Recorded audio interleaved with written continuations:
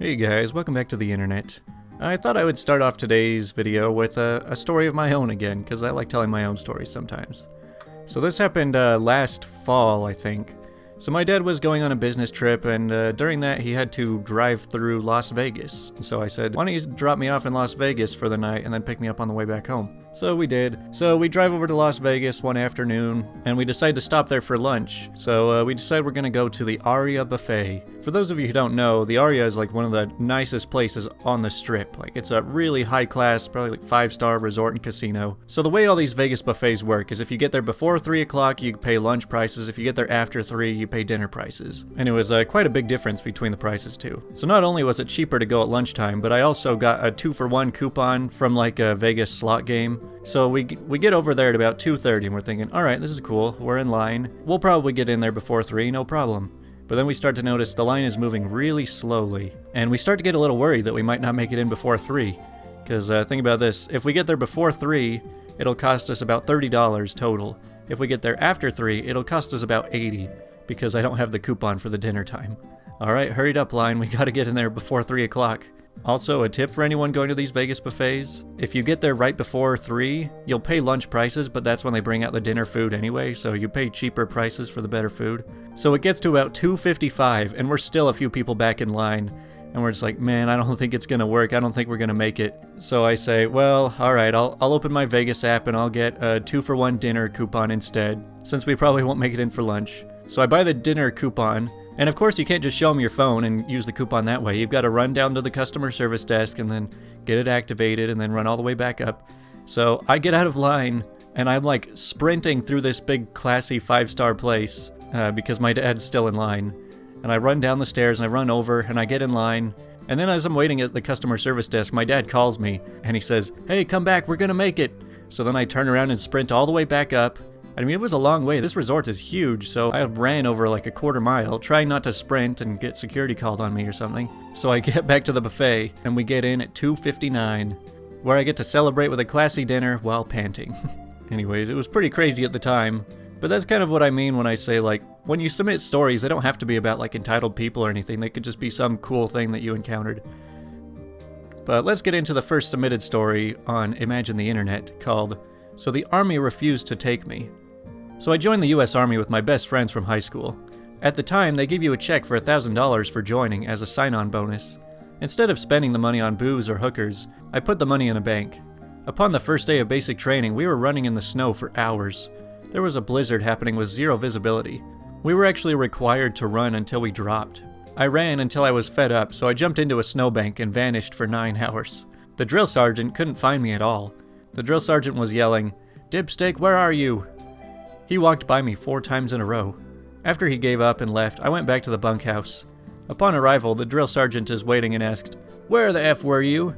I tell him I took a nap in the snow. The drill sergeant started yelling at me, but he got pissed when I didn't react. My mother had screamed at me and smacked me since I was a toddler. Yelling at me has no reaction. The DS asked, "How freaking tired are you if you will sleep in the snow?"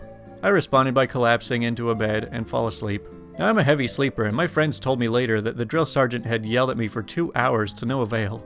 When I woke up, he said, "Get your butt out of here."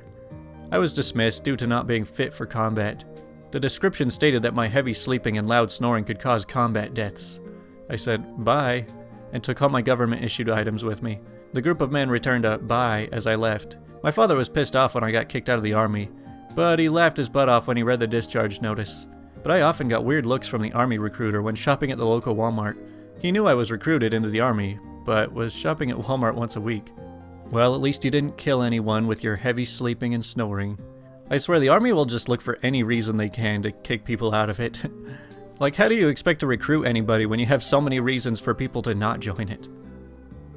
Alright, next up we got Purchase a Snake, Ended Up in a High-Profile Child Murder Trial. So this actually happened a few years back, but still sends shivers down my spine whenever I hear the child murder case. I owned an exotic pet store and was looking for a few animals to buy and sell in the shop. Looking around on various online selling sites, I saw an advert for a good deal on some snakes. So I messaged the person and arranged to collect that evening. When we, my husband and I, got there, it was a small upstairs flat with 2 women, who were a couple, and we were led to the living room to have a look at the snakes on offer. Nothing seemed out of the ordinary, the snakes appeared healthy, and the people were friendly and chatty. What did stand out is, after about 5 minutes of being in the room, I realized that tucked away in the corner was a little boy about 7, sat on a school-type desk, writing out lines. He had barely said a word to us and didn't look at us for the rest of the 15 to 20 minutes we were there. I thought it was odd, but hey, who am I to judge other people's parenting skills? Anyways, we bought the snakes, a large adult boa constrictor, and a royal python of some various morph, and left. The next day, we were sat in a restaurant having lunch, and I get a phone call from the murder investigation team. They wanted to speak to us immediately regarding the visit to the house that we had purchased the snake from yesterday. Of course, we quickly finished up and arranged to meet them back at our store. We were separated and were told that a little boy around 2 had died that evening at the house, and took all the information from us that we could. We told them that we only saw one older boy, and as far as we were aware, no other kids in the household. They took statements and copies of the messages, asking why we were there, and left. The next bit is a bit fuzzy, as it was a while back, and my memory's crap. But long story short, the 2 women had been accused of abusing 3 children and murdering the youngest. It was all over the news here, and a few years later we were called as witnesses to stand in the trial.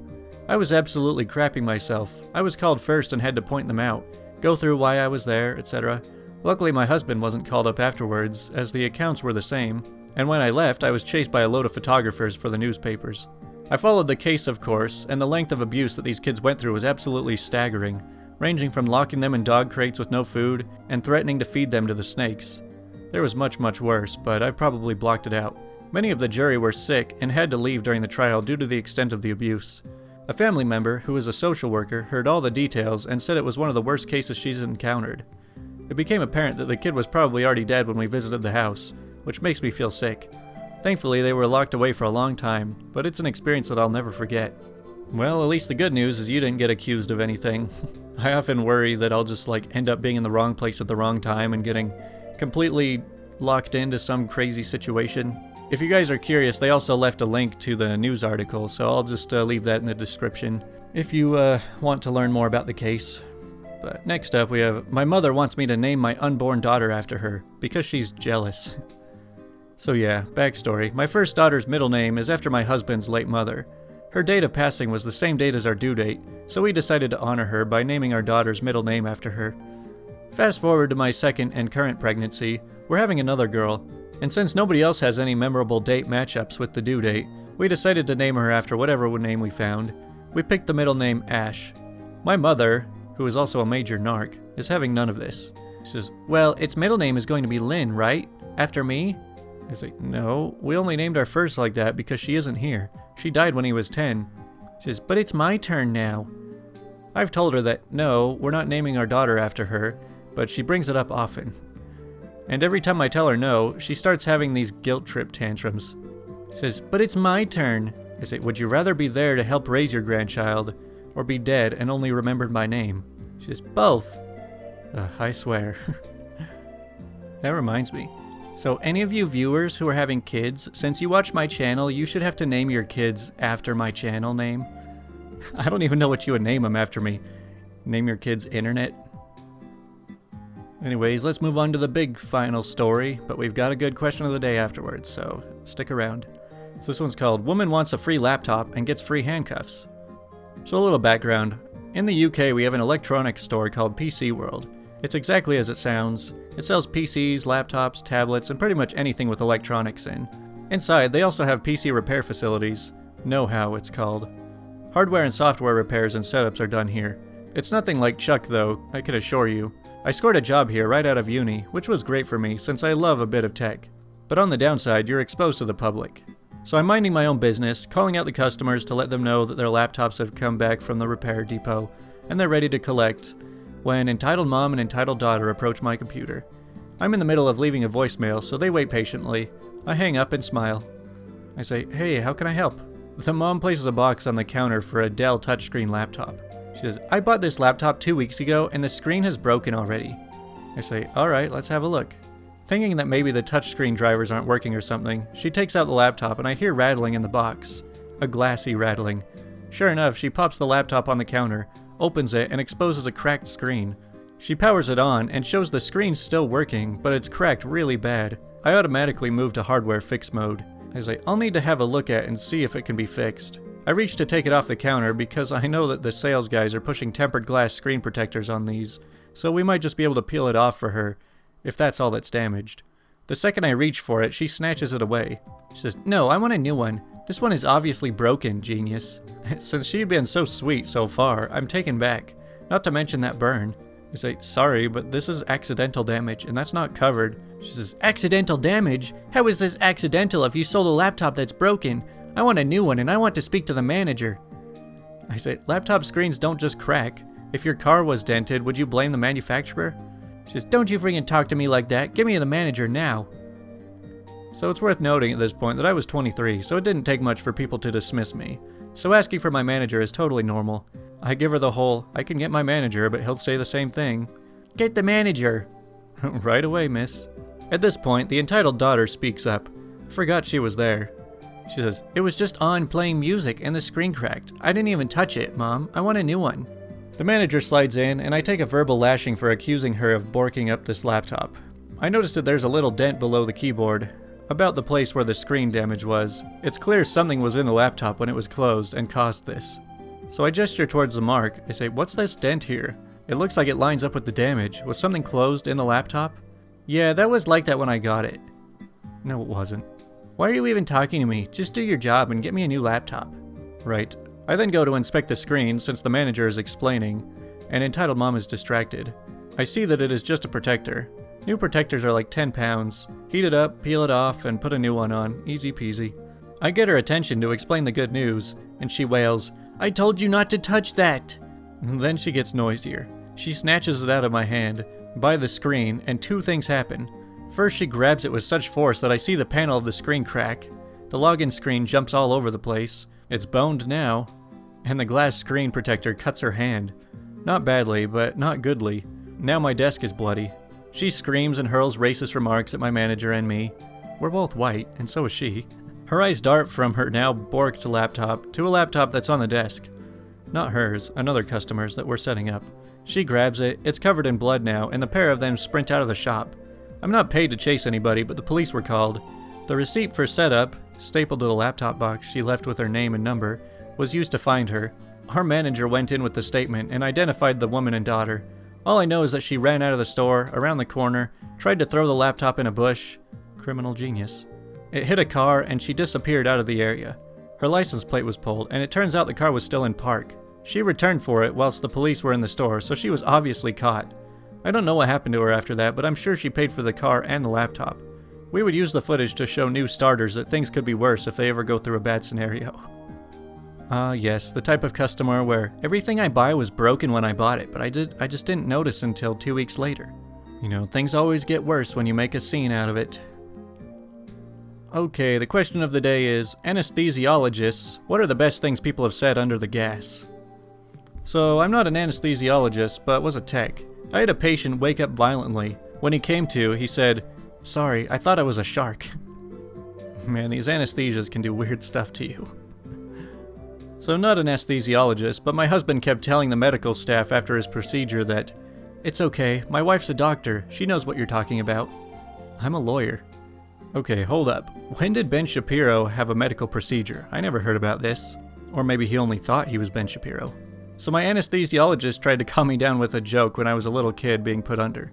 My mom later told me about how I apparently commented, that joke wasn't funny at all. I hope you're more talented as a doctor.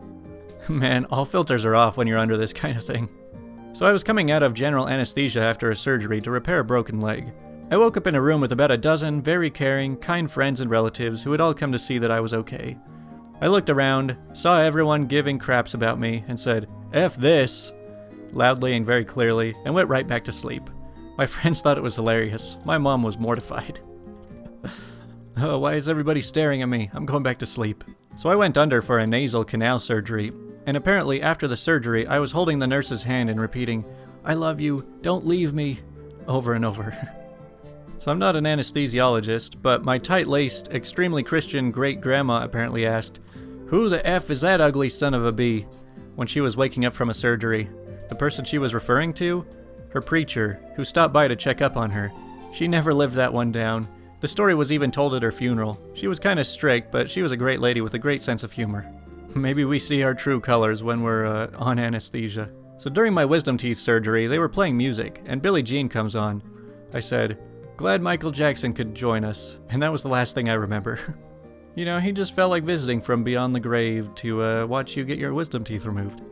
And for the final response, in high school, I had a reconstructive surgery on my knee as I tore my ACL and meniscus in a sports injury.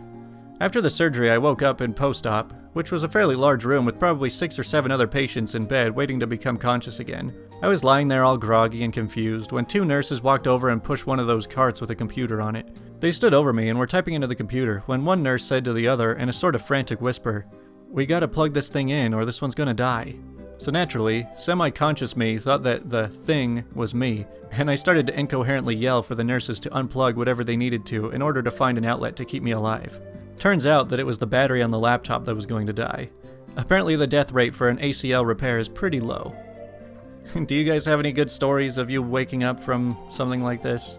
The only thing I've ever been through was getting my wisdom teeth pulled, and I don't remember anyone telling me I did anything that weird. I've noticed a few times that it tends to really mess with like teenage girls, because like both my cousin and a friend of mine, when they got their wisdom teeth pulled, both of them had similar reactions. Because my cousin, she was going on about how she was so ugly, and she was yelling at her dad. She's like, "You made me ugly on purpose." And she was all upset over that. And then my friend, who I was driving home after her wisdom teeth surgery, she was going on like, "I look terrible." And I'm like, "Don't worry about it." She's like, "But what if a boy comes over?" I think you can kind of see into people's personalities a little bit when this kind of thing happens. I would just be worried that I'd be like spilling secrets or something. Anyway, that does it for everything for today, so enjoy the rest of your internet for the day. Goodbye.